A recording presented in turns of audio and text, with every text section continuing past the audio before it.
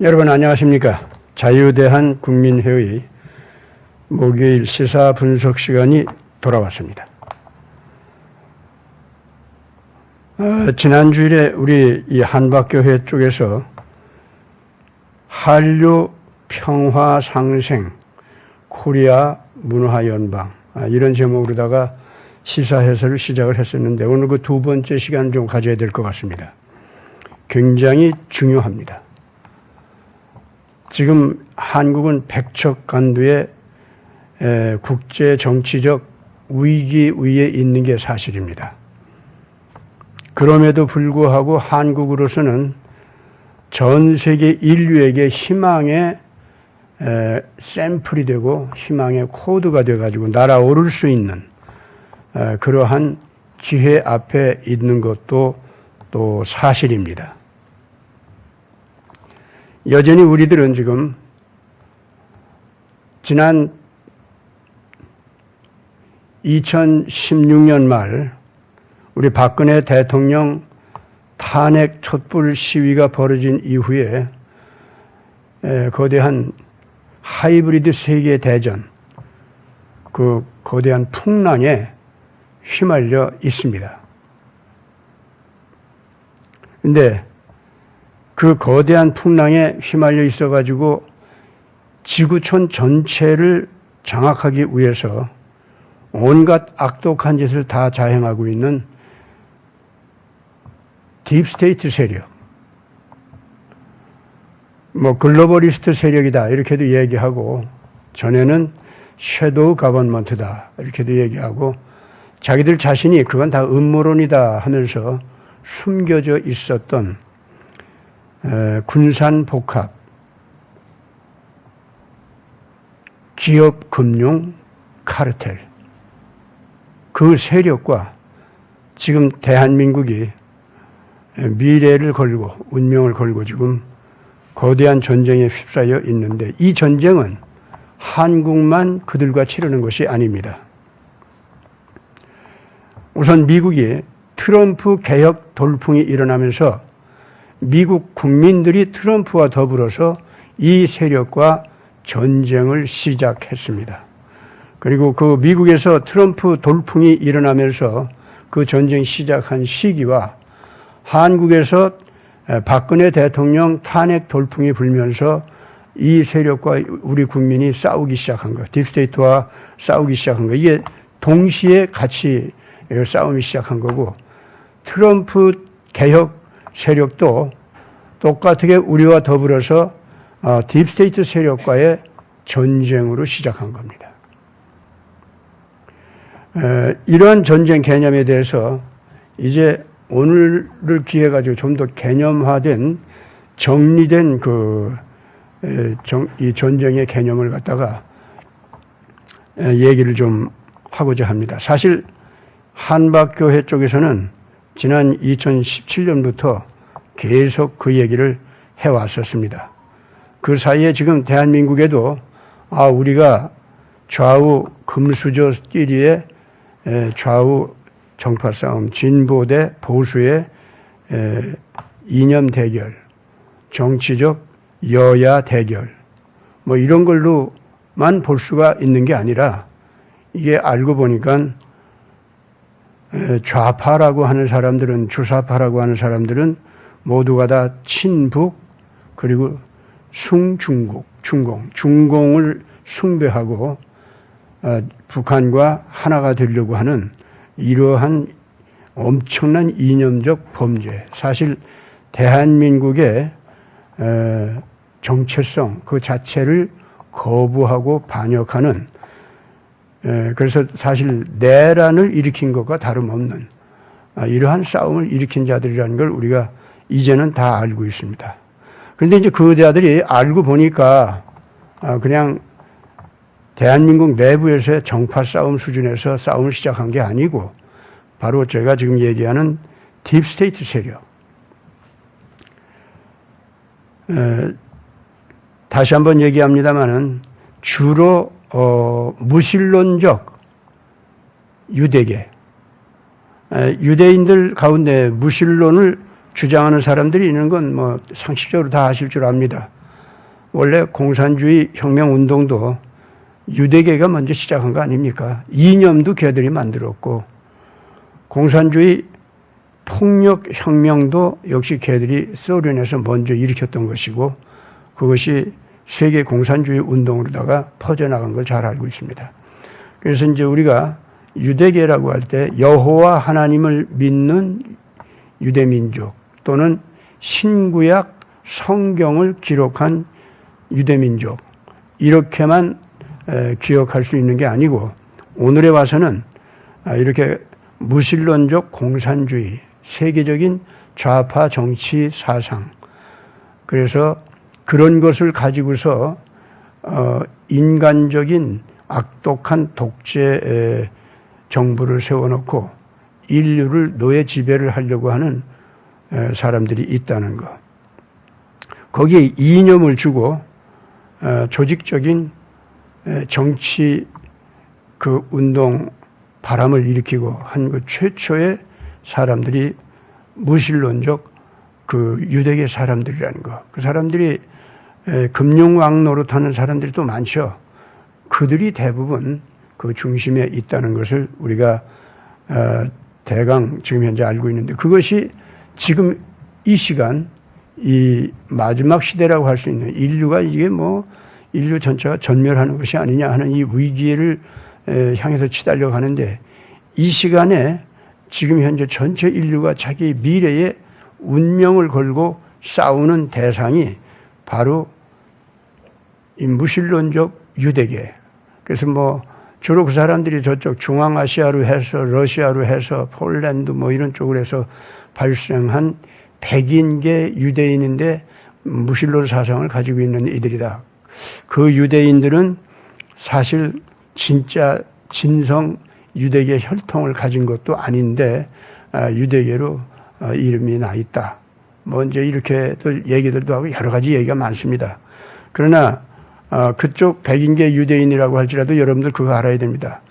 원래 진성 유대계 혈통을 가진 사람들이 피난하듯이 그쪽으로 또 많이 들어갔습니다. 그래서 유대계 혈연이 많이 연결되어 있고, 또 그래서 유대계 그 유대교라는 거 있죠. 유대교라고 하는 것을 자기들은 믿는다 이렇게 앞에 내세우고 이랬던 사람들이 있어요. 그런데 이제 이런 사람들이 왜 그렇게 종교의 옷을 입었느냐? 혈연적 유대계 그것도 받으면서 그 종교적 옷으로다가 유대계 옷을 왜 입었냐면은 당시에 중앙아시아 이런 쪽에서 유대계 사람들이 살아남을 방법이 너무 없었어요. 사람들 숫자는 적고 자기들도 거기까지 그 북쪽 추운 데까지 쫓겨온 입장이고, 그리고 이제 이 사람들이 생명을 어디다 의탁해서 살 수가 없을 정도로 심각한데, 아무리 유대인 냄새를 안 피우려고 해도요, 기어코 유대인으로 드러나고 말아요. 그래서 구약 성경에 나와 있는 대로 그 유대인들이 하나님이 싫어져 가지고 그 유대인의 흔적을 지워버리려고, 그 여호와 하나님을 믿는 그 신앙의 흔적까지도 자기네들이 지워버리려고 애를 써도 주변에 있는 백성들이 이 사람들을 금방금방 유대인으로 알아보는 거예요.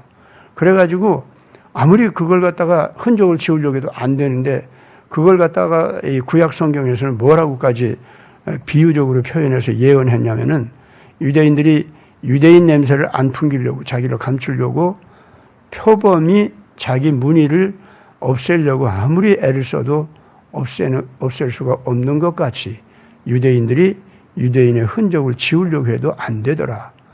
그래서 어디 가든지 그렇게 유대인이라고 배척을 당하고 학살을 당하고 괴로움을 당하고 하는 역사를 자꾸 지속한다는 거죠.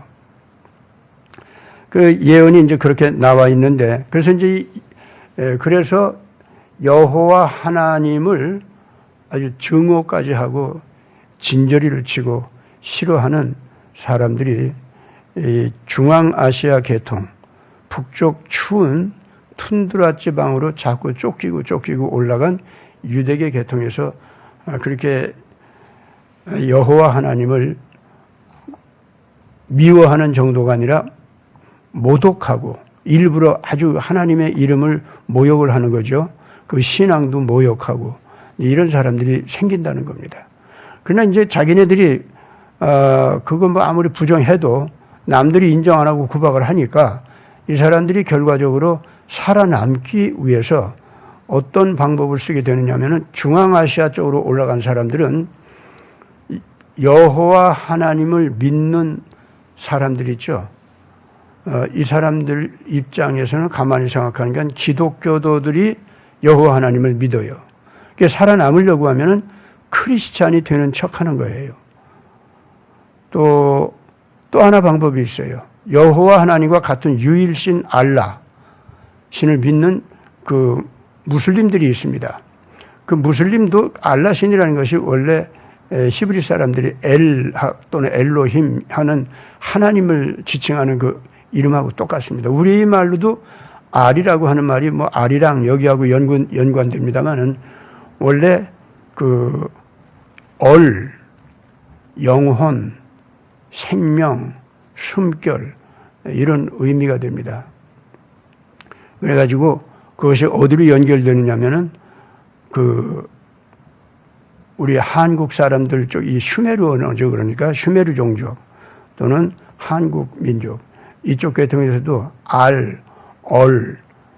하면은 전부가 생명, 숨결, 영혼 해가지고 하나님 이런 쪽으로 이게 의미가 연결이 됩니다. 그 어원상으로 그렇게 되는 걸로 어학적으로도 이게 나와 있는데 이와 같이 고대 아시아 종족 특히 노아 계통에서 나온 사람들이 유일신 하나님을 믿는 종족들이 다 뭐 이런 것과 이렇게 연관돼 가지고 하나님을 지칭했었습니다. 그러니까 알라신을 믿는 그 사람들도 아브라함 계통 사람들이었기 때문에 다 같은 신이었어요. 지금 알라라고 하지만은 이제 그 이후에 여호와 하나님 개념이 마호멧 교로다가 변하면서 엄청나게 변형됐고 잘못된 것으로 되어 있습니다만은 원래 계통은 그쪽에서 나온 개념입니다. 그래서 그 유일신으로 되어 있죠. 그러니까 중앙아시아로 간 그 유대계 사람들, 그 하나님을 싫어하고 하나님 신앙을 자기 몸과 영혼에도 지우려고 했던 그 사람들이 이 사람들이 중앙아시아에서 살아남기 위한 방법으로 크리스찬 역할을 한다든가 무슬림 역할을 한다든가 같은 그 유일신 하나님을 믿는 사상들이 있기 때문에 그렇게 변신하기가 쉽습니다. 원래 이제 그런 사람들이 있었어요. 그런데 뭐 그쪽으로 그렇게 그 종족으로 들어가서 살려고 하면은 또 어려운 게 있어요. 크리스찬보다 더 무섭고 무슬림보다도 더 무서운 종족이 있습니다. 그게 중국에서는 흉노족이라고 하지만은 서양에서는 훈족이라고 합니다. 몽골족이라고도 하죠. 이쪽 계통이 사실 그것이 직접 우리 한국의 직접 조상이 아니냐 지금 그렇게 보고 있죠. 고구려 계통도 역시 기마민족으로서 그와 마찬가지가 있고 또 신라의 조상들도 뭐 전부가 바로 이와 같이 그 훈족 계통에서 나온 사람이 바로 신라의 조상이다. 직접 신라 조상 그 얘기를 돌아가 봐도 그런 것이 지금 나오고 있습니다. 이렇게 본다고 할 때 그 훈족 계통이 대체적으로 우리 민족 조상이 아닌가 이렇게 보고 있는데 어쨌든 그 훈족은요 유라시아 대륙에서 가장 무서운 종족으로 되어 있습니다. 한번 이 사람들의 말발굽이 지나가면은 살아남는 게 없어요. 그 사람들은 철저하게 자기들에게 복수를 할 수가 없도록 모든 종족들을 한번 지나가면 다 없애고 학살하고 그것이 전략이었어요. 이 사람들하고 부딪히게 될 때에 제일 무서운 거예요. 유대인들이 살아남기 위해서 가장 무서운 게 그 사람들입니다. 그래서 이제 이 사람들이 이 유대인들이 살아남기 위해서 할 수 없이 몽골족, 훈족 이런 이들로부터 도망을 쳐가지고 피난처로 삼으려고 하는 것이 그 중에 하나가 이제 크리스찬 사회였고 하나는 무슬림 사회였던 겁니다. 이제 거기 가서 붙어서 살아남으려면은 아예 크리스찬이 되던가 아니면 무슬림이 되던가 끝까지 자기가 그것도 싫다 이렇게 될 때는요, 유대 종족으로 남는데 유대 종족이라면은 여호와 하나님을 믿는 신앙으로 그냥 남는 거예요. 그러면은 같은 창조주를 믿는다고 해서 그쪽에서 살려준다 해가지고 그 사람들이 여호와 신이 싫어도 그와 같이 유대인으로 살아남는 사람들이 많았습니다. 그러다 보니까 그런 식으로 몰려 들어와 가지고 유대인 노릇하는 타 종족도 많게 됐고 또 그런 식으로 혈연이 많이 섞이게 됐습니다. 나중에 이제 뭐 아슈케나지 유대인이다, 카발 유대인이다, 뭐 어쩌고 이제 이런 얘기들이 그쪽에서 나오는데 백인계 유대인들이 나중에 이제 나치즘이 나오고 공산주의가 나오고 그걸로 인해서 학살을 겪고 또 어떤 때는 학살자로 가담하고 이런 복잡한 역사 속에서 가진 고통을 다 당한 끝에 결국 오늘에 와서는요, 백인계 유대인들이 이제는 그 중앙아시아, 러시아, 동부 유럽 이쪽에서 살아남지를 못하고 도망을 쳐온 것이 서방 쪽입니다. 그 사람들이 서방 쪽으로 도망 나왔는데 다 백인계 유대인이야. 이 사람들이 실질적으로 무신론적이고 아주 신과의 자세에 있어서 보통 신성 모독적인 사상을 갖는 게 아닙니다. 공산주의 사상도 사실상 그 사람들이 만들었고 나치즘도요. 여러분들 나치즘 역사를 이렇게 들어가 보면요, 기가 막혀요. 나치스트 가운데에서 가장 악독하고 무시무시한 독벌레 같은 나치스트들은요, 유대인 혈통을 가진 사람들이 꽤 많았습니다. 근데 이 사람들이 정말로 여호와 신을 믿느냐? 그렇지 않다 그겁니다. 믿는 척 한 것뿐이죠. 그래가지고 아리안 종족이 되는 겁니다. 그래가지고 유대인 학살하는 데 있어서도 사실은 이 독일 나치스트들이 비웃으면서 사실은 너희들 유대인들 가운데서 가장 무시무시한 학살자들이 있다는 것을 그 당시에도 학살 당시에도 그거 퍼뜨리고 나중에 자기네들이 뉴른베르크 그 이제 재판을 받고 하는 그 과정에서도 지금 제가 얘기한 이런 소식을 또 막 퍼뜨리고 오늘날까지도 그건 그 퍼뜨려가지고 그런 얘기들이 많이 남아 있습니다. 제가 오늘 이 시간에 왜 이런 얘기를 하느냐면은 지금 우리가 싸우고 있는 대표적인 세력 집단, 이것이 오늘에 와서는 그 아슈케나지 계통 또는 무신론적인 계통의 유대계 금융왕들 세력이 중심이 되어 있기 때문에 그래서 제가 이 말씀을 드리는 겁니다. 그런 자들이 세상 마지막에 나타난다고 성경에 예언이 되어 있어요. 스가랴서를 봐도 그렇고 다니엘서를 봐도 그렇고 요한계시록을 봐도 아주 기가 막힌 얘기들이 거기 나옵니다. 무슨 얘기냐면은 스가랴서 5장에 보면은요, 세상에서 무시무시한 악을 범하는 거대한 세력이 있는데 그것이 스가랴가 하나님께 계시를 받아서 이렇게 딱 보니까 어떤 여자로 보입니다. 그 여자는 굉장히 화려하게 자기 자신을 차려입고 음란하게 자기 남편과 관계 맺는 올바른 가정생활을 하는 게 아니라 아주 음란하게 여러 남자들을 연애하면서 어떤 남자들이든지 나의 이 행복한 생활을 못하게 할 수가 없다. 왜냐? 나는 그것들을 다 다스릴 수 있고 죽일 수도 있고 내 마음대로 다룰 수가 있기 때문이다. 나는 하늘 여황후다. 뭐 이렇게까지 뭐 에스겔서에 이제 그런 게 나오죠. 또 그렇게까지 자기를 높이면서 자기가 얼마나 기가 막히게 잘났는지. 그래서 이제 에스겔서에서는 뭐 오홀리바다, 오홀라다 뭐 이런 그 자매의 그 음란하기 짝이 없는 그 세력화된 사치스러운 그런 여자 세력이 나옵니다. 똑같은 얘기예요. 스가랴서에 나오는 그것도 똑같고 계시록에도 대음녀 얘기가 나옵니다. 거기도 역시 보면은 계시록 17장에 자세하게 그 세력에 대해서 설명이 나옵니다.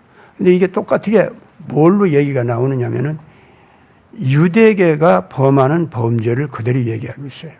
가령 이제 다니엘서에서는 이 세력이 거대한 군사 요새와 같은 그런 첨단, 요새를 말하면 첨단 과학 병기, 이 무시무시한 무기를 가지고 있는 군사 요새와 같은 정치 세력이라고 그렇게 나옵니다.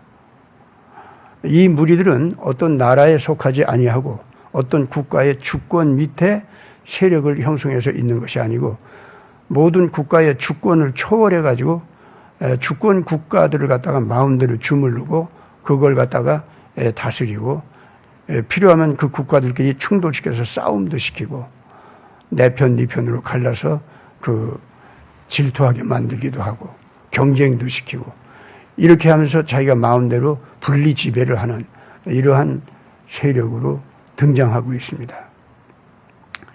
그게 이제 이런 세력이 있다고 한 건데 거기서 보면은 다니엘서는 어떻게 나오느냐 하면은 이들이 자기 조상 때부터 내려오는 유일한 참 신, 그 신도 무시하면서 세상에 있는 다른 모든 신들, 모든 정치 이념들 이런 것을 비웃는다고 했습니다. 그러면서 이 무리들은 에바라고 하는 것은 뭐냐면은 유대인들이 식량, 세계적인 식량을 갖다가 모아가지고 자기들의 국제 권력을 행사하는데 하나의 힘이 될 수 있도록 이용을 하는 그런 악을 범하게 되는데 식량 메이저들이 된다 그런 말이죠. 그러니까 온 세상에 있는 식량들을 갖다가 금융 흐름을 이용해서 다 사재기를 하는 거예요. 그래가지고 저들 창고에 가둬놓고 그 식량을 갖다가 가격을 올렸다 내렸다 하는 그런 금융 장난질을 합니다. 그래가지고 온 세계에 돈을 다 긁어모으고 식량도 다 긁어모아서 자기들이 먹여주고 싶은 자들에게 지배하고 싶은 자에게 그 식량을 나눠주는 거예요. 그래가지고 식량 때문에 꼼짝 못하고 이 돈을 가진 자들에게 절을 하게 만드는 이제 이런 식의 국제 정치를 하는 자들이다. 그래서 이제 스가랴서 5장에 보면은 그런 악을 범하는 유대계 세력이 등장한다. 그런 얘기가 됐죠. 유대계 세력, 식량 도둑질을 하면서 금융 장난질을 하는 것이 유대계 세력이라는 것을 정확하게 에바라고 하는 말을 통해서 예언을 합니다. 그건 식량을 사고 팔고 할 때에 유대인들의 그 도량형 단위가 에바가 될 거라고 하는 것을 미리 얘기를 한 거죠. 그래서 이런 식으로 유대계가 다니엘서를 보면은 모든 신들을 무시하고 자기 창조주 하나님까지 조상 때부터 오는 하나님까지도 무시하는 겉으로 보면 무신론적 사상을 갖는데 속으로 보면 악한 영을 숭배합니다. 세력의 신을 숭배합니다. 그 세력의 신은 유대인들에게 거대한 돈을 주고 거대한 에너지를 확보하게 하고 거기 보면 또 요한계시록에는 식량을 가지고서 도둑질하던 그 국제 도둑들이 그 식량을 가지고 기름, 달리 말하면 에너지, 이것을 사재기를 한다고 했습니다. 그래서 그 에너지도 사재기를 해가지고 완전히 그 에너지를 가지고 모든 국가를 갖다가 지배를 합니다. 국제 정치를 갖다 식량과 에너지와 그 다음에 금융, 이걸 가지고 마음대로 이제 암흑가에서 지배한다. 이런 얘기를 하는 거죠. 이게 유대계에서 그게 등장한다는 거예요. 그러니까 지금 이 세상에 유대계 금융왕들 얘기 나오는 것이 그냥 나오는 게 아닙니다. 유대계 금융왕들이 또 전부가 다 바티칸 이즘과 결합해가지고 이 천주교에서 가장 강력한 무서운 세력과 노릇을 하는가 하면은 개신교 국가에서는 최고의 그 예수쟁이들이 돼가지고 국가뿐만 아니라 그 개신교 국가의 사법권을 쥐고 있고 교육권을 쥐고 있고 모든 학문 연구권을 쥐고 있는 교회 있잖아요. 그 교회를 완전히 장악해버리는 거예요. 여러분들 그러기 때문에 오늘날 서부 유럽이 됐든 동부 유럽이 됐든 아니면 바티칸 그 구교가 됐든 거기에서요 모든 유명한 대학교, 유명한 그 연구소들 그리고 유명한 장군들, 유명한 그 금융왕들 그리고 식량 메이저들, 무기상들 여기 유대인들이 안 들어가 있는 데가 있습니까, 지금? 근데 그네들은요, 전부가 어떤 자들은 그 구교, 어떤 자들은 신교, 어떤 자들은 심지어 마호메교, 무슬림도 있습니다. 그러면서 또 어떤 사람들은 열심히 그냥 유대교만 아주 주장을 합니다. 근데 이들이 다 그 무시무시한 국제적인 힘을 가지고 있어요. 그러다 보니까 자연히 그네들은 뭐까지 갖게 됩니까? 정보, 시장, 교통망, 그리고 결과적으로 그런 걸 다 차지하게 되다 보니까 세계적인 엔터테인먼트 거기에서 이제 더 들어가서 이제 교육, 문화, 여기까지 다 장악하는 거예요. 그래서 이 국제 정치 세력이 열 뿌리를 가지고 있다라고 하는 그 열 뿌리라는 게 다른 거 아니에요. 바로 식량 도둑질한 것들이고, 이 에너지 도둑질한 것들이고, 그리고 금융 도둑질을 한 것들이고, 세계 무기를 갖다가 도둑질한 것들이고, 그리고 이제 거기에 이 교통망, 시장, 그리고 이제 엔터테인먼트 사업, 정보망, 언론, 이런 걸 다 그런 거 한번 여러분들 다 세워보세요. 그게 10가지가 됩니다. 그래가지고 각 국가의 그 여야의 정당을 갖다가 독재 정권은 독재 정권대로, 민주국가, 자본주의 국가는 자본주의 국가가 대로 정당의 모든 금융권을 돈을 갖다 다 죽이는 거예요. 이런 식으로 악마적인 그 권력을 갖다가 늘여놓는 자들이 나타난다는 겁니다. 그래가지고 그들이 겉으로는 크리스찬 노릇을 한다는 거예요. 구교에서는 구교 노릇하고 신교에서는 신교 노릇하면서 그런 짓을 한다는 겁니다. 그러다 보니까 교회 자체가 그들의 영향력으로 썩어갑니다. 신학교도 썩어가는 걸 어떡합니까? 신학교 자체가 그들의 사상에 슬금슬금 들어와 가지고, 가령 개신교만 하더라도 독일 계통에서 그 종교개혁을 한 루터의 그 교회 아닙니까, 거기가. 그런 루터 교파조차도 결과적으로 이 아시케네지 유대인 돈이 들어가서 그 신학을 갖다가 완전히 장악하기 시작하니까 거기서 뭐가 나옵니까? 좌파 신학이 나오잖아요. 이 좌파 신학이 나와가지고 교회가 다시는 기독교 원래 신앙으로 못 돌아가는 거예요.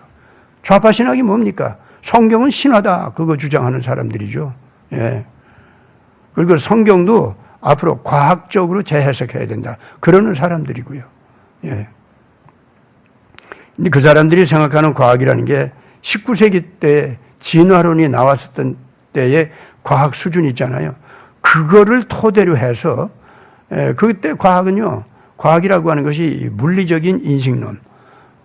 그래서 이제 이 그리스로 가면은 아리스토텔레스의 형이하학적인 인식론, 그것이 주를 이루었었던 때거든요.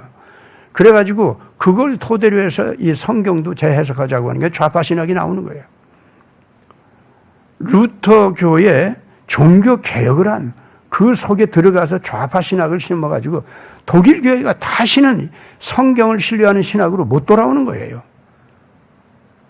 그래가지고 나치즘으로 가고, 결과적으로 동부 독일은 소련에 의해서 공산주의로 가버리고, 그렇게 되지 않았습니까?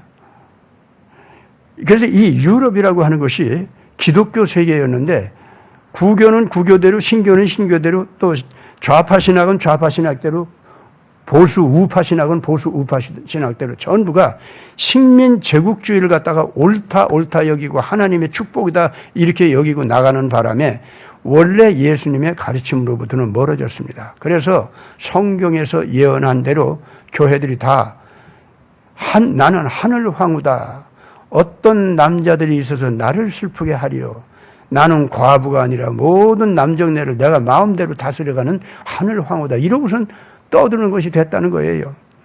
이제 그 마지막 시대에 교회가 타락하면 그 지경까지 간다고 하는 것을 에스겔 선지자는 구약 시대에 벌써 예언을 했던 겁니다. 그걸 갖다가 개신교 요한계시록에서는 바로 음녀라고 그렇게 얘기합니다. 그리고 그 음녀를 출현시킬 뿐만 아니라 그 음녀 더러운 기독교 문화를 그 무섭게 파괴하고 잡아먹고 불태우고 붕괴시켜버리는 짐승 세력, 그것이 10뿔 달린 짐승이다. 이렇게 얘기가 나옵니다. 그래서 그 10뿔 세력이 바로 지금 제가 얘기한 아슈케나지 유대인 계통의 바로 그러한 국제 정치 세력을 얘기한다는 겁니다. 오늘 제가 지금 이 코리아 문화연방이라는 걸 얘기한다고 하면서, 그리고 지금 하이브리드 전쟁, 세계대전, 이걸 얘기하면서 갑자기 지금 이 얘기를 한 이유가 있습니다. 우리가 싸우는 대상인 딥스테이트 세력은요, 바로 이러한 지나간 그 역사 시대 속에서 이러한 그 지하 정치 세계에서 출현한 악독한 짐승 세력,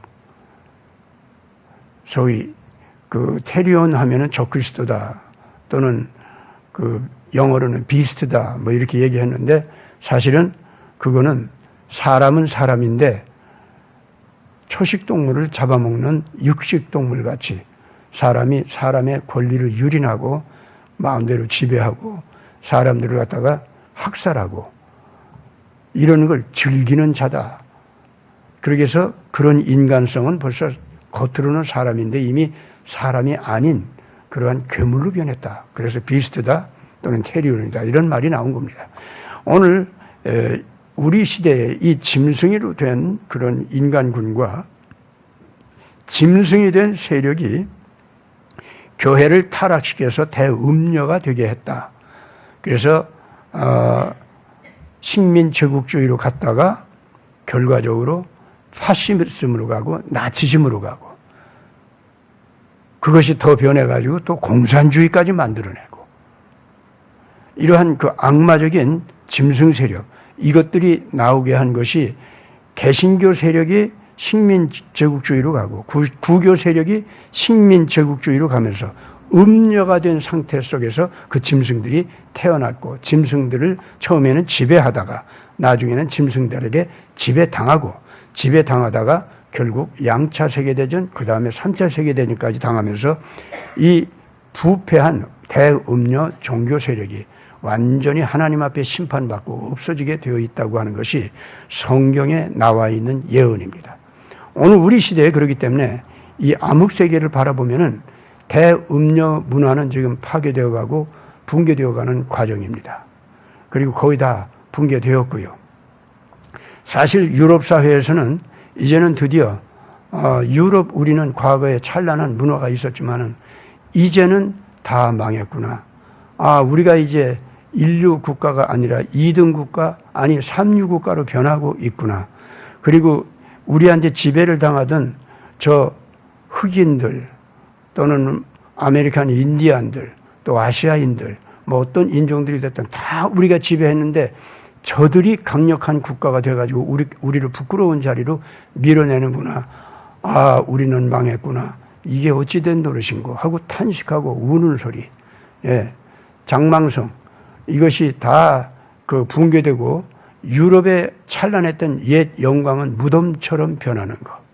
그래가지고 과거의 영광으로 돌리고 드디어 그들이 살아남으려고 하면은 우리보다도 앞서기 시작한 새로운 문화, 새로운 문명, 이걸 우리가 배워가지고 그쪽으로 쫓아가서 살 길을 마련하지 않으면 우리는 살 길이 없어 하는 시대가 온다는 거죠.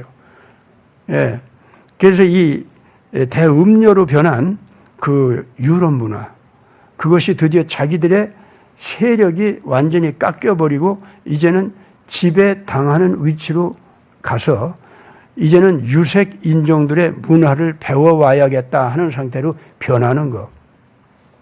그래서 실질적으로 그 배우기 위해서 다가서는 거.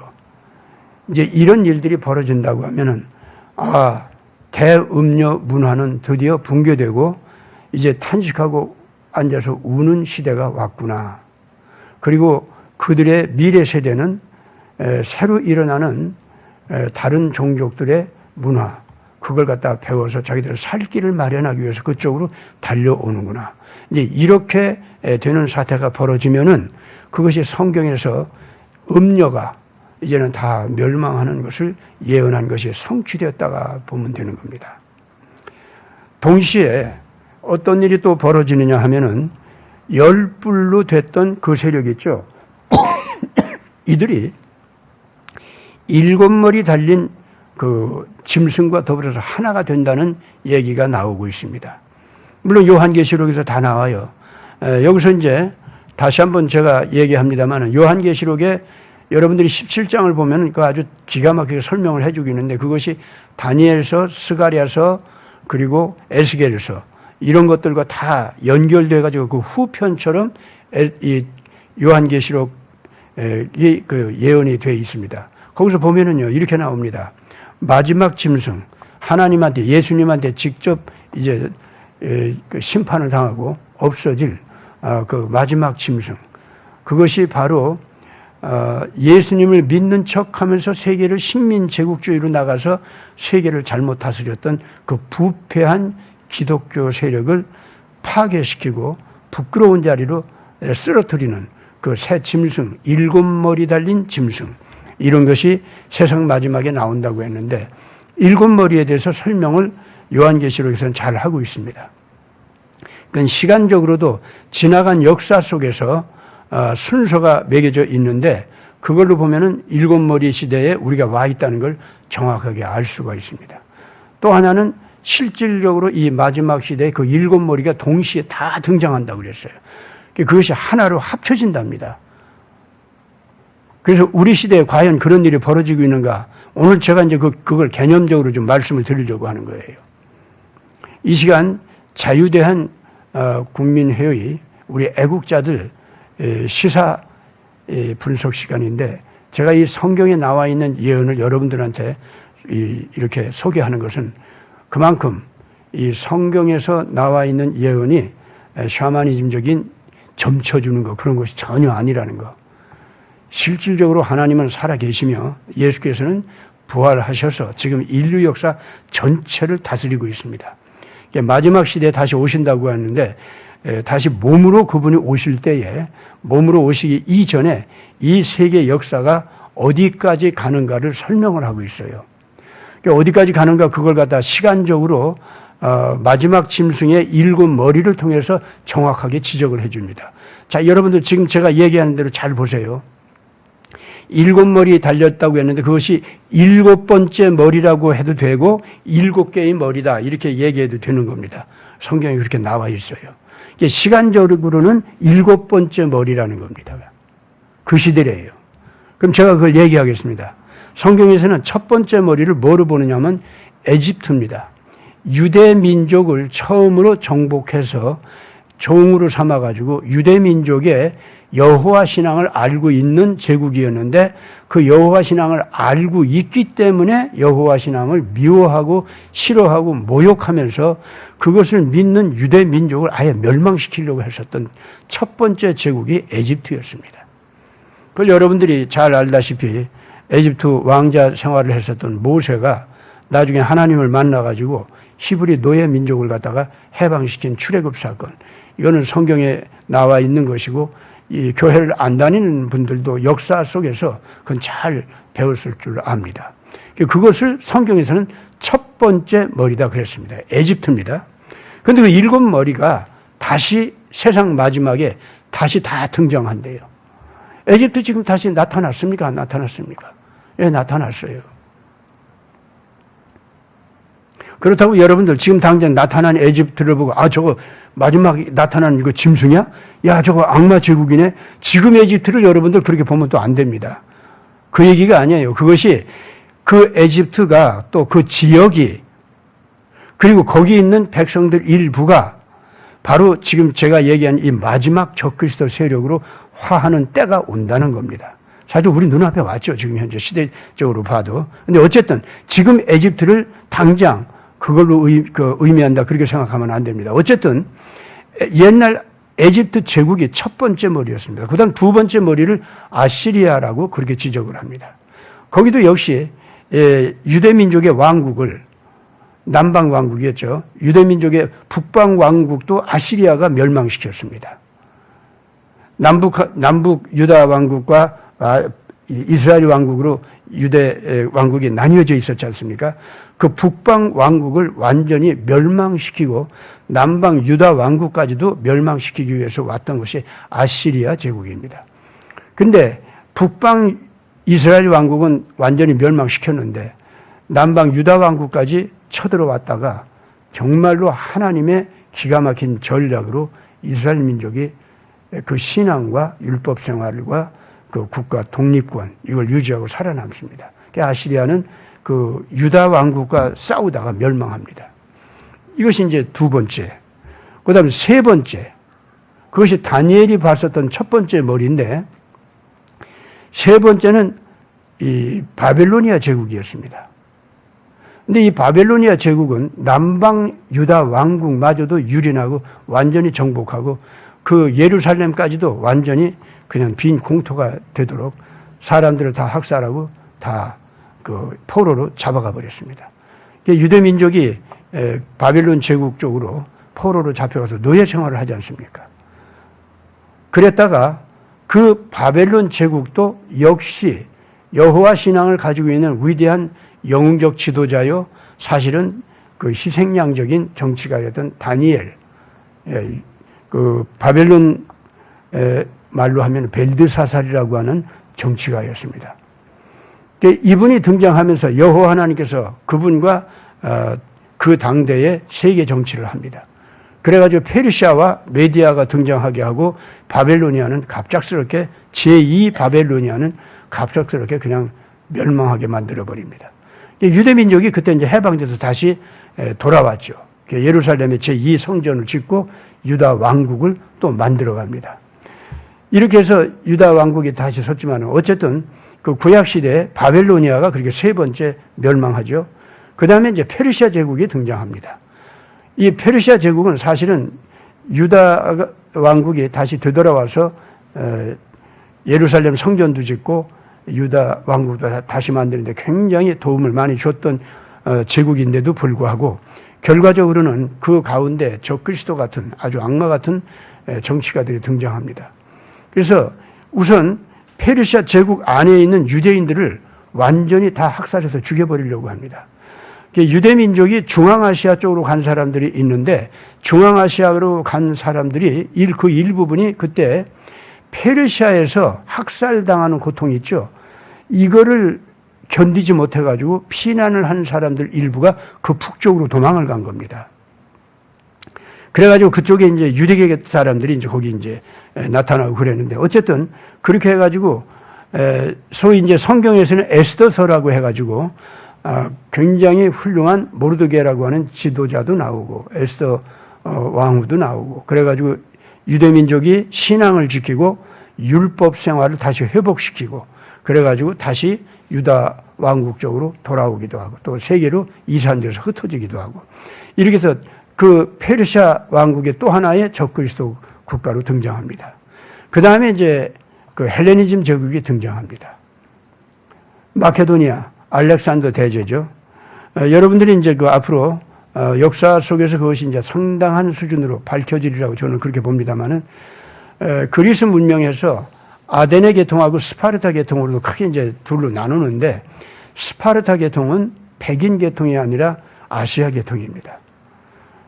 그래가지고 그 아시아 계통의 스파르타 문명을 보면은 아데네 계통하고는 상당히 그 성격이 좀 다릅니다. 아데네는 주로 이제 백인 계통이었죠. 근데 어쨌든 스파르타 계통은 거의 아시아 계통인데 거의 그것이 유대계가 아니냐 지금 그렇게 보고 있습니다. 왜냐하면은 알렉산더 대제도 이제 그 바로 그 스파르타 계통인데 거기서 보면은 그 알렉산더가 세계를 다 정복하고 난 다음에 이 에집트를 정복하기 위해서 유대를 지나갑니다. 근데 알렉산더가 간 곳마다 전부 저항을 하고 그래서 무력으로 정복을 했었습니다. 그런데 유대에서만큼은 알렉산더 대왕을 대환영을 하는 거예요. 그래서 그 성전까지 방문을 합니다. 그때 제사장들이 나옵니다. 우리들의 형제 왕국에서 온 영웅이시여 정말 반갑습니다 하고 알렉산더한테 인사를 합니다. 그래서 이제 알렉산더는 뭐라고 인사하냐면 정말 내 영혼의 고향이 바로 여기인 듯 싶습니다. 제가 이제 약속을 합니다. 전 세계 어느 곳에 가든지 우리 헬레니즘적인 그 사상과 종교, 이것을 전부 섬기도록 우리가 이렇게 하고 왔습니다마는, 여기 유대에서는 예루살렘의 성전을 보호할 것이고 유대 민족의 종교와 풍습을 그대로 지속하는 것을 우리는 환영합니다. 내 영혼의 고향에 와서 내 형제의 백성들을 바라보니 정말 나도 참 이루 말할 수 없는 금이 환영한 기분이 든다고, 그런 인사를 주고받았다고 그래요. 그래서 원래 이 헬레니즘 계통하고요, 유대계 랍비들의 그 문화를 이렇게 보면은요, 굉장한 수준으로 그 이전부터도 서로들 교호 관계가 있었습니다. 그래서 이제 그걸 역사가들이 이제 다 뒤져보고 있는데, 제가 저 나름대로 연구하면서 밝혀본 거로는요, 유대계 중에서 단지파가 없어졌습니다. 어떤 사람들은 단이라는 그 말을 보고서는 우리나라 단군 왕검이 바로 그 단지파다 이렇게 얘기하는 사람들도 있는데, 그거는 저는 맞지 않는다고 봅니다. 단지파가 사실은 그 그리스 쪽으로 들어가서 아데네 계통하고 그 문화적으로 융합이 되면서 스파르타계의 그 후기 그리스 문화, 그거를 형성한 사람들이 됐습니다. 그래서 그리스 신화는요, 전기 신화, 중기 신화, 후기 신화 이렇게 나누는데, 후기 신화가 이 단지파 사상하고 너무 똑같아요.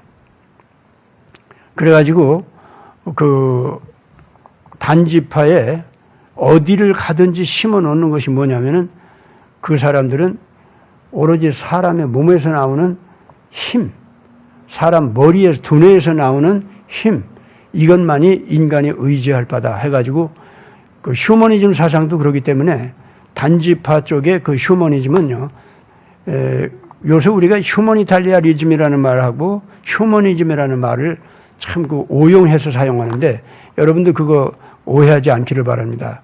인도주의, 인류의 주의, 사회 동포주의 뭐 이렇게 나가는 거 있죠. 그래서 모든 인간은 서로 존엄성을 인정하고 사랑해줘야 된다, 이렇게 나가는 거. 그것이 바로 휴머니탈리아리즘입니다. 근데 휴머니즘 하면 그건 뭐냐면은 인간이 신이나 다름없다, 그런 뜻입니다. 인간이 영웅이고 인간이 절대적 가치고 인간이 인류 역사의 주인이고 그렇다는 거예요. 그렇기 때문에 인간 가운데 천재들, 인간 가운데 영웅들, 이네들은 모든 이 다른 연약한 인간들을 다스려갈 책임이 있고 권리가 있다는 거예요. 약육강식으로 가는 게 뭐 어떠냐 이거지. 그런 사상이 그 휴머니즘입니다. 이 휴머니즘 오해하면 큰일 납니다. 그래서 계몽주의, 합리주의, 이성주의 하면서 그때 이제 휴머니즘이라는 것이 그 공통되게 거기서 나오는데, 그게 그리스 사상을 본받아서 그랬다고 해요. 근데 그때 휴머니탈리아리즘하고 이 휴머니즘하고 막 오용해서 사실은 사상가들이 일부러 번복해서 썼습니다. 왜냐하면은 그 인도주의 사상이라는 옷으로 포장을 해야 기독교 문명권에서 자기들이 살아남아요. 하나님의 아가페 사랑, 희생적 사랑을 실천하라고 하는 그 가르침, 이거하고 이게 맞기 때문에 그런 걸로 포장합니다. 그러나 그 사람들 사상 속으로 들어가 보면은 전부가 인간 영웅 숭배주의입니다. 그리고 인간이 신이 될 수 있다는 거예요. 원래 아포데오시즘이라고 해가지고 그리스에는 아포데오시스, 소위 영웅을 신격화하는 사상이 있었습니다. 올림픽 대회가 있지만은 올림픽에서 그 승리하는 사람들은 모두가 다 그는 신이나 다름없다, 이렇게 되어 있지 않습니까? 그게 다 어디서 왔냐면 아포데오시즘이라고 하는 그 사상에서 나온 거예요. 인간 영웅, 인간 천재는 신이 될 수 있다는 거예요. 또 그렇게 돼야 된다는 거예요. 다른 약한 사람들을 그렇게 돌봐줘야 된다는 겁니다. 그래서 그런 사상이 있다는 것을 알아야 되고, 그리스에서는 그래서 휴머니탈리아리즘과 휴머니즘이 적당히 섞여 있어요. 가령 이제 그리스에서 헬레니즘적인 여러 가지 형태의 영웅이 있는데, 그 중에 헤라클레스라고 하는 것이 있습니다. 그 헤라클레스라고 하는 그 영웅은요, 상당히 착합니다. 정의의 그 영웅이죠. 그래서 희생적으로 약한 사람들을 막 도와주고, 살려주고, 해방시켜주고, 뭐 이렇게 돌보는 신이나 다름없는 인간 아닙니까? 그게 헤라클레스거든요. 그래서 그리스에는 이런 인도주의 사상과 그 휴머니즘, 인본주의 사상, 요것이 이렇게 합친 그런 신도 있어요. 그게 헤라클레스예요. 다분히 그런 게 있습니다. 무슨 뭐 디오니소스라든가 시지프스라든가 이런 그 인간신 영웅들도 있는데 그들 전부 가보면 다 악마성이 다 있습니다. 그런데 그 속에는 인도주의적인 헤라클레스적인 그런 영웅 요소도 또 다 있어요. 프로메테우스도 마찬가지입니다. 여기서 지금 그거 제가 설명할 수는 없고 어쨌든 그리스에는 그렇게 여러 신 영웅들이 다 등장하는데 그걸 치밀하게 그런 신들을 그 단계별로다가요.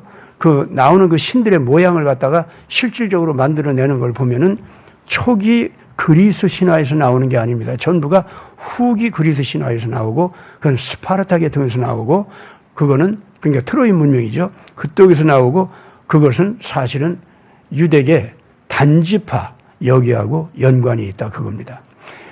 거기에서는요 인간을 신으로 내세우는 게 뭐냐면은 원래 여호와 신앙에서 온 거예요. 역시 모든 생명체 가운데서 가장 으뜸인 것은 인간이다라고 하는 사상은 있었던 겁니다.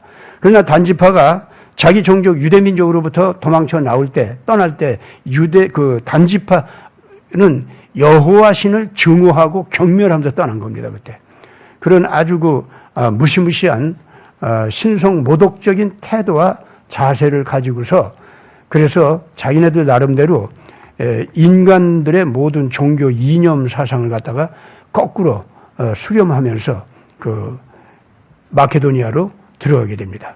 어쨌든 그랬기 때문에 유대계 그 랍비들은요 계속 그 헬레니즘 사상 로마 시대가 와도 마찬가지 아닙니까? 헬레니즘 사상 이걸로 연결이 있는데 랍비들은 그래가지고 예수님 당시에도 랍비들은요 이 헬레니즘과 굉장히 연관되어 있었습니다. 왜 그랬냐면은 랍비들에게는요 그리스 친화 사상이 있습니다. 헬레니즘. 왜냐하면은 거기에는 스파르타 계통의 단지파 사상이 있었기 때문입니다. 이 단지파는 인간을 영웅화하고 신격화시키는 그런 사상 이것이 있는 건데 그것이 랍비들하고 영향을 주어가지고 나중에 사두개 제사장들의 사상과도 굉장히 연관이 된다고 합니다. 오늘 제가 이제 이런 얘기들을 이렇게 자꾸 이 애국자 여러분들께 말씀드리는 이유는 성경에서 예언되어 있는 그 얘기를 이제부터는 절대로 여러분들 무시하지 말라는 겁니다. 오늘의 우리의 적인 딥스테이트 세력의 본질을 제가 얘기한 겁니다. 오늘의 이 딥스테이트 얘네들은요, 아슈케나지 유대인들이 주를 이룹니다. 신성 모독적인 여호와를 모독하는 그런 사상적인 분노와 하나님에 대한 증오심과 저항의식 이런 것이 있습니다. 그러다 보니까 악마적인 쾌감, 악마적인 권력욕, 악마적인 그 명예욕 그런 것을 그렇게 아주 즐깁니다. 쉽게 말해서 정직한 말을 해가지고 사람들한테 덕을 세워가지고 사람들한테 자기를 추종하게 하고 거짓말을 사기를 기가 막히게 쳐가지고 그냥 꼼짝 못하고 사람들이 자기한테 노예로 굴종하도록 만드는 것도 아주 기가 막히게 즐깁니다. 그리스 신에는 그것이 헤르메스라고 하는 신이 그런 신이 있어요. 어둠도 빛도 좋아하고 생명도 죽음도 좋아하고 속임수도 정직함도 좋아하고 다 그래서 자기를 세력화시키고 신처럼 높여 올리는데 다 사용하는 도구라는 거예요. 그게. 그래서 이런 식의 사상을 바로 이 단지파 아슈케나지 유대인들이 갖기 시작합니다. 오늘의 딥스테이트 세력은 이런 악마적인 사상을 가진 사람들입니다. 이 사람들이 한번 이런 사상을 갖게 되면은요, 자기도 모르게 전 세계 돈과 전 세계 식량과 전 세계 에너지와 전 세계 무기와 전 세계 그 정보와 전 세계 시장과 교통 그리고 이제 정치 뇌물 조직 이런 걸 다 조종하고 다 쥐어봐니까 자기들이 신 같아요. 정말로.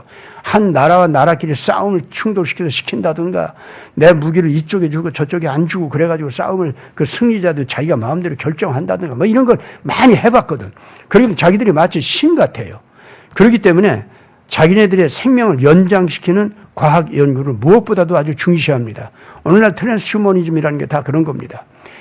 잊지 마시기 바랍니다. 대한민국은 지금 현재 그네들에게 먹잇감으로 돼가지고 대한민국을 완전히 바치라고 요구하는 자들이 그 딥스테이트의 아바타가 돼서 정치력을 행사하고 있는 자들이 한국에 와 있습니다. 그 가장 앞장선 자들이 지금 현재 좌파, 주사파, 금수저들입니다. 그러니까 오늘 이 시간 호남에 있는 분들,